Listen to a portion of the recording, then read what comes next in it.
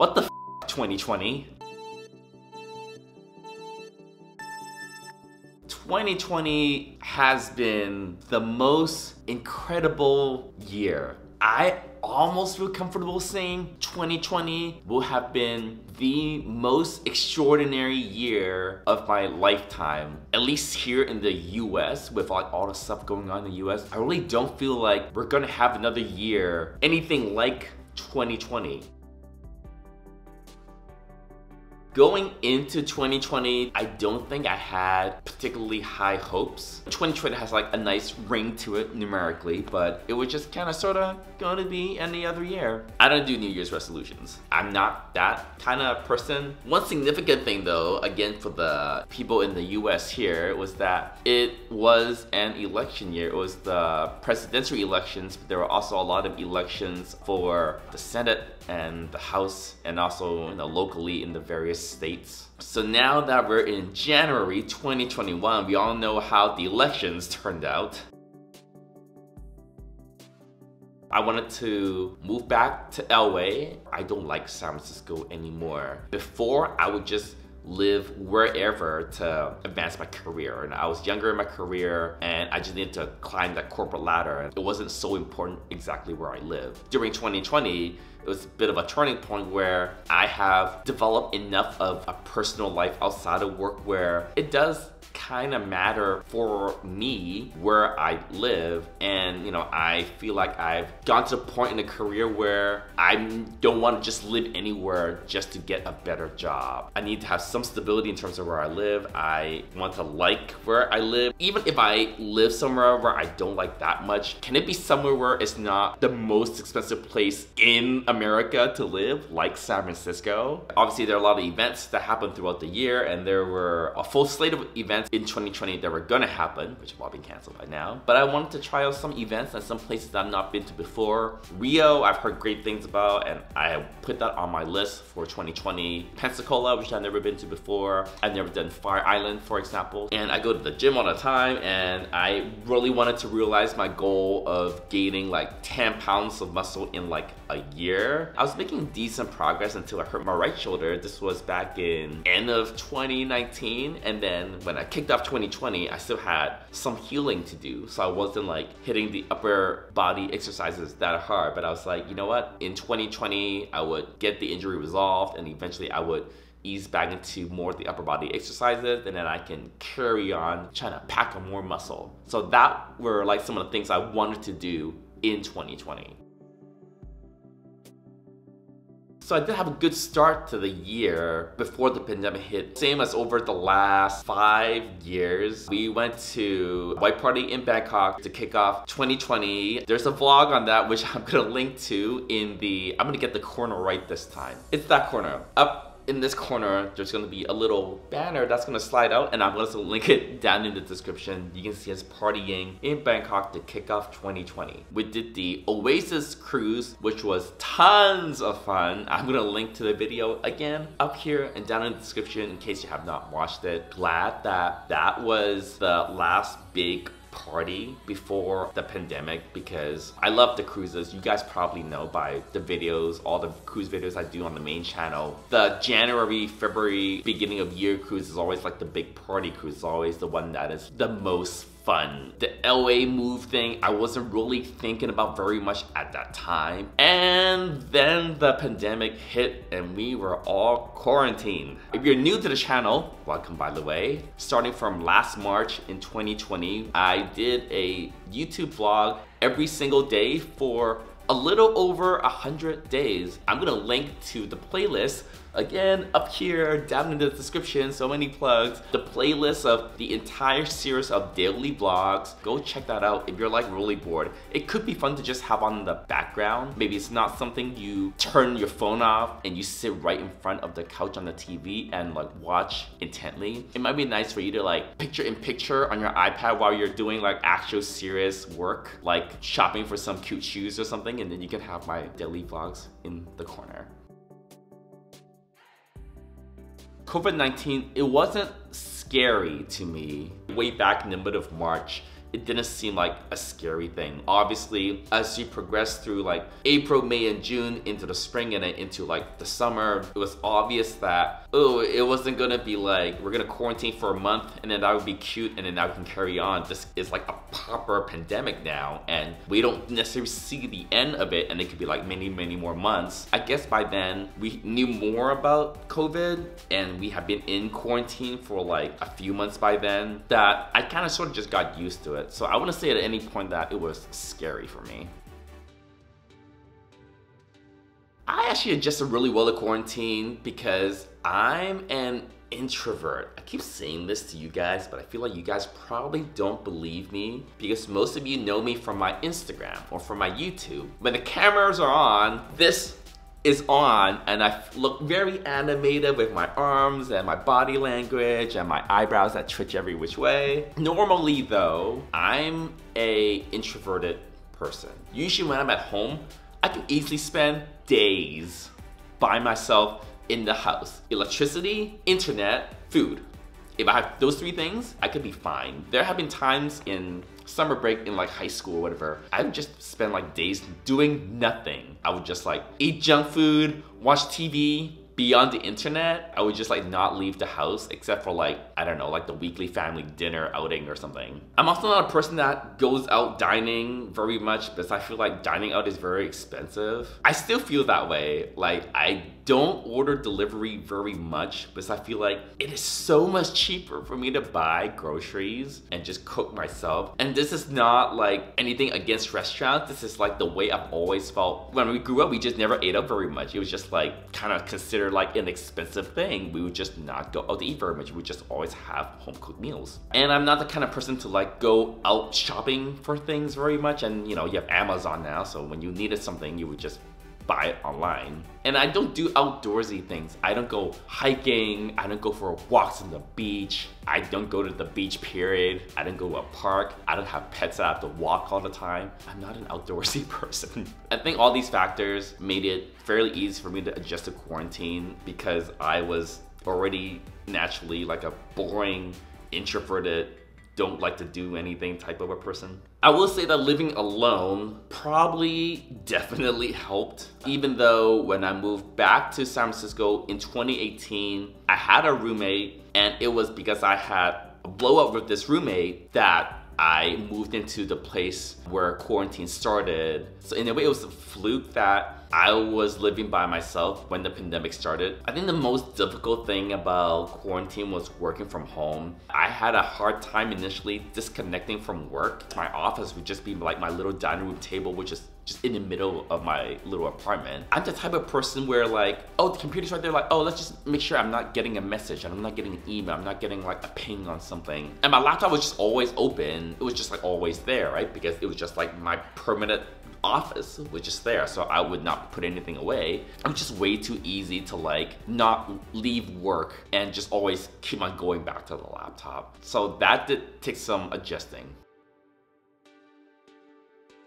Because the gyms were closed, I needed some way to like do some sort of exercise. Again, I'm not a very outdoorsy person. If you look at the daily vlogs, I did started regularly going on jogs outside. Jogging is something I can kind of sort of do. I don't jog for very long distances. I can only do maybe like 1.5 miles, 2 miles, unless I go at like a super slow pace, but then it would take forever. But the kind of sort of fun thing that I started doing was K-pop choreography. I didn't really like get into K-pop until the quarantine, and then I started watching the music videos. It was just like looping in the back when I was working all the time on the TV. I was like, let me try to emulate some of these dance moves. And K-pop dance moves, they're not super complicated, but I don't do any dancing. I always feel like I would like to dance, that it would feel nice and good to be able to do choreography. So I think with that in mind already, and like the fact that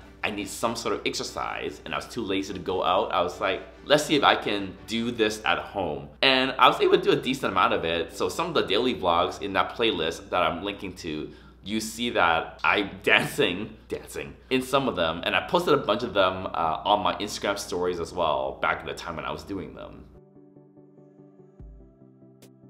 Yes, the pandemic definitely affected my plans or got me to start thinking of plans to move back to LA. So like I said before, at the start of 2020, LA was gonna be like an eventual thing. I was not in a hurry to get there. I didn't have anything planned out. It was just like a thought, and it was gonna be later in 2020, maybe in 2021. Then quarantine hit. And then a few months into quarantine, I basically realized I'm living somewhere that I don't like. The fact that I'm in quarantine makes it even worse that I'm living there, and it's super expensive to live in the Bay Area. Extremely, extremely expensive. It just didn't make sense for me to pay tons of money to live somewhere I don't like. I mean, not just during a pandemic, just at any time at all, right? It doesn't make sense for you to pay tons of money, some of the most expensive rents in America, to live somewhere where you just don't like that place. Anyways, basically the pandemic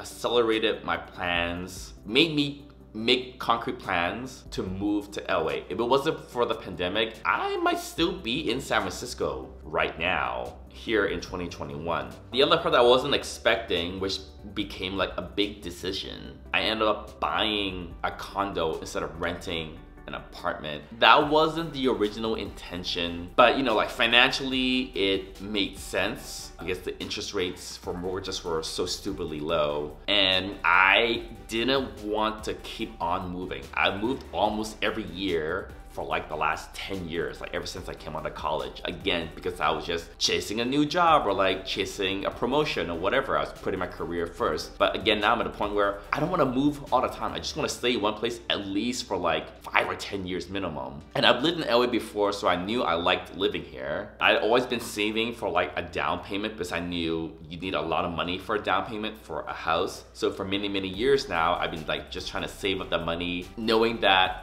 I don't know when I might want to buy a house, but when I know that I do want to buy a place, I want the money ready to go, and I did have the money ready to go. Yeah, it was just a bunch of factors that made it a good decision to buy a place instead of rent. Yes, I am happy that I'm back in LA, but it's almost like I'm not fully back in LA because I've stayed in quarantine throughout the move. It's not like I'm able to like go out and about and visit tons of friends or do lots of things around town because everything is kind of restricted at that time, and even more so now. So even though I'm physically in LA and like, you know, sometimes I drive around for chores or errands or whatever, I'm still mostly staying in the house, and I'm not getting out of LA the things I would be getting out of the city you're living in. So in that way, I don't feel like I've like integrated myself back into LA yet, even though I physically live here. But yes, I am happy that I am back in LA. It was not hard to move during the pandemic, so I moved in like the summertime, like July, August, September. Movers were busy because apparently a lot of people were trying to move. So it's a little bit harder to like get movers or schedule movers. You have to be like a little more flexible with when the movers were gonna come with your schedule, but otherwise, realtors were open, you know, various services were open. It was like otherwise not harder to buy a house or move during the pandemic. Yes, like has 2020 not changed anyone's? Is there someone out there where they didn't think 2020 changed their lives? Seriously, like, can you comment down below? Because I'd be really interested to hear your viewpoint on that. 2020 changed everyone's lives. We knew there were, unfortunately, a lot of people that they had illnesses or they caught COVID and then they passed. There were a lot of people, there were a lot of families that lost a lot of loved ones. Then there's also like the economical impact of everything. There are people that are like losing jobs, people that are like not getting a paycheck. And then you have something like the US government that is just bickering in Congress, not being able to get their shit together to like help the people pay their bills or like just get by. Politics aside, Me personally, I feel like as you get older, you get wiser, right? And when I got to like my 30s, it slowly crept on me more and more that, hey, you're not as young as you used to be. Like in your 20s, you're like, I'm young, I'm the shit. When you get to your 30s, you slowly start to realize, oh, you're not the shit anymore. You can see the 40s just around the corner, and you know, that's not as good as you think. Your 20s, it's in your rearview mirror and you're only creeping further and further away from it. Time is precious and life is precious. This is like a very obvious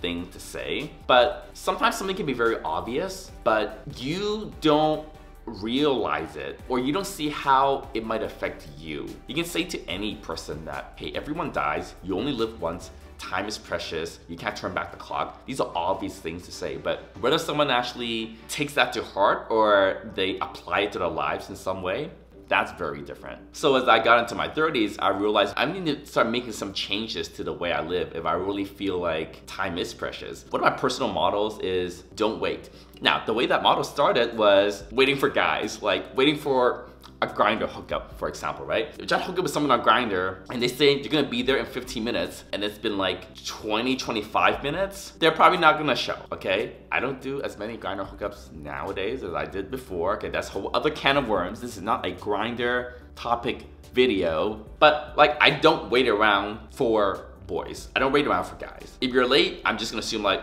okay, well, it's just a hookup. If you're late, then that means you might not be showing up. And I'm not gonna like waste my time or hang my hopes up waiting that you might knock on my door. But I've actually taken that motto and applied it to like a lot of other things in life, in situations where should I wait for something to come along or should I just move on to something else? There are times in your life where you're waiting on something, you're hoping that something might happen that would benefit you, or that you're waiting for something that you want that may or may not materialize. I have this motto now, don't wait for those things. Maybe it will happen, maybe it won't, but I can't wait around for maybes to happen. I just need to go live my life and do concrete material things that I know will happen for me. The pandemic in 2020 has put that into sharper focus. Should I wait around before I get myself out of San Francisco and move back to LA? No, don't wait for that. So I made it happen. So here I am, and I couldn't be happier that I made the move. You just don't know what's gonna happen tomorrow. If that's any thing I took away from the pandemic, it's like we went into quarantine so quickly. The pandemic developed so quickly. Even today, like the speed at which it's spreading, there's always some sort of news every single hour of every single day about the pandemic, and we're like 10 months into quarantine now. I'm not saying like you need to feel pressured that every second, every minute of every hour of your life you need to be doing something so fantastic or so ingenious or whatever, because God knows I still spend a lot of time just surfing aimlessly on the internet, okay? But it is some sort of motivation for me personally that if there's something I wanna do, just maybe go do it, or like take that first step. I talked about wanting to get a dog many a times on that daily vlog during quarantine in 2020. You notice I still don't have a dog, but at least I gave it a lot of serious thought. And I've come to the conclusion that I don't think a dog is right for me. I think the idea of a dog is nice. I just don't want all that extra work, mama. So yeah, it was nice to have a kick in the ass and give something serious thought, even if it's just something like, do I want a dog? And then I thought about it and it's like, you know what? I don't want a dog. There you go. Duh. Yes, again, is there anyone out there that doesn't think 2020 changed their 2021 plans? Comment down below. I want to talk to you. 2020 has changed everything in 2021 for everyone, no doubt. I don't know how though. I am very optimistic with the vaccine and everything that in like maybe the second half of the year or into like the fall and winter time, we get back to some sort of normal. That's what all my friends are hoping as well. And we just gotta stick with it for another 3, 4, 5 months. Honestly, we did it for 10 months. We can do it for another like 3 or 4. Like I can kill so much time at home. Like I can literally sit on my couch and watch TV for like a couple of days. I don't even watch TV Honestly, that's the thing. I have never paid for cable. Like when I was living with my parents when I was younger, that's different. Like we got like basic cable. When I moved out of the house, we've never purchased cable. Like we just never had cable TV or anything like that. I've never had Netflix. I still don't have Netflix. I have Hulu, Disney Plus that I got a few months ago. And the only reason I got it was because one of my credit cards gave me a streaming credit that says like, oh, every month you have $20 for streaming stuff. So I signed up. The credit ended last month and I've decided I'm gonna keep Hulu, but like I'm not even watching. I haven't touched my Hulu or Disney Plus in like a month. Since like November maybe, it's when I watched like something on it. But like here's the thing, if I'm so entertained without even going onto TV and I made it 10 months and I'm not complaining that much, just think, I could easily blow by 3 or 4 months of quarantine if I just watched like something on Hulu. Imagine if I started watching The Real Housewives. 2020, I don't know whether I should thank you and slap you on the ass or hate you and smack you in the face. Sometimes it's a fine line between love and hate. I felt like I took some important lessons out of 2020 and I used it as a catalyst to make some big changes in my life. On the other hand, I feel like 2020 was kind of sort of like a miserable year. I think I'm gonna go order some pho to comfort myself now because just going over 2020 is like really triggering. Hope you enjoyed this video. Oh, Happy New Year, by the way. It's 2021. Quick announcement about the second MoreJoeyT channel, which is for all my personal vlogs. The main channel, just JoeyT, is still over there, and that will be for the parties, cruises, travel videos. I'll be posting videos every single week from now on here on MoreJoeyT. So make sure you hit the subscribe button and click on that little bell that people are always talking about so you get the notifications when I post a new video. Until next time, bye YouTube.